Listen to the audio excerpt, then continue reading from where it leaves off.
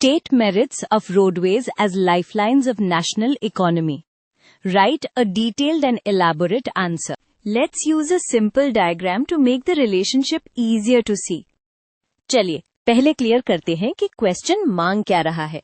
हमें एक्सप्लेन करना है कि रोडवेज को नेशनल इकोनॉमी की लाइफलाइन क्यों बोला जाता है और उसके मेरिट्स यानी फायदे डिटेल में लिखने हैं।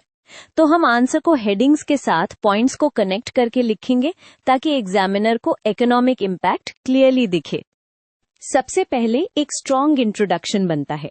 इकोनॉमी का मतलब सिर्फ फैक्ट्रीज नहीं होता, बल्कि गुड्स, सर्विसेज, लोग और इंफॉर्मेशन का मूवमेंट होता है। रोडवेज इस मूवमेंट को हर लेवल पर सपोर्ट करते हैं, इसीलिए लाइफलाइन। ये इंट्रो आपके पॉइंट्स को एक लॉजिकल बेस दे देता है। अब पहला मेजर मेरिट, कनेक्टिविटी। सोचिए प्रोडक्शन कहीं और होती है और कंजम्पशन कहीं और। Roads villages, towns, cities, ports, stations सबको जोड़ते हैं। ये कनेक्शन ही ट्रेड को पॉसिबल बनाता है और इकोनॉमी में फ्लो क्रिएट करता है। नेक्स्ट मेरिट है door to door service. Rail या एयर में आपको टर्मिनल तक जाना ही पड़ता है।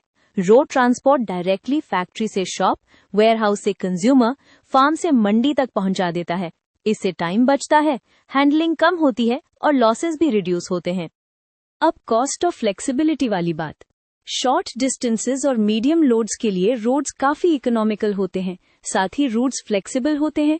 डिमांड चेंज हो तो व्हीकल्स इजीली रीरूट कर सकते हैं। ये फ्लेक्सिबिलिटी बिजनेसेस को फास्ट रिस्पांस देने में हेल्प करती है। अब ट्रेड और कॉमर्स पे डायरेक्ट इम्पैक्ट। रोड से रॉ मटेरियल फैक्ट्रीज तक आता है और फिनिश्ड गुड्स मार्केट्स तक जाते हैं। जब ट्रांसपोर्ट स्मूथ होता है तो प्रोडक्शन स्टेडी रहता है और मार्केट सप्लाई रिलायबल बनती है। ये ओवरऑल इकोनॉमिक ग्रोथ को पुश करता है।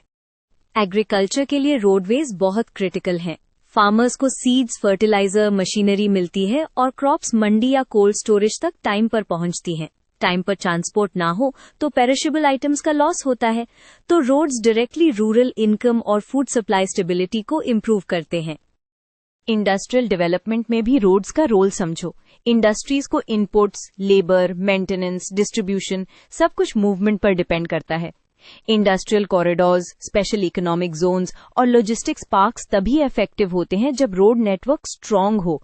इसीलिए रोडवेज इंडस्ट्रियलाइजेशन को एक्सेलरेट करते हैं।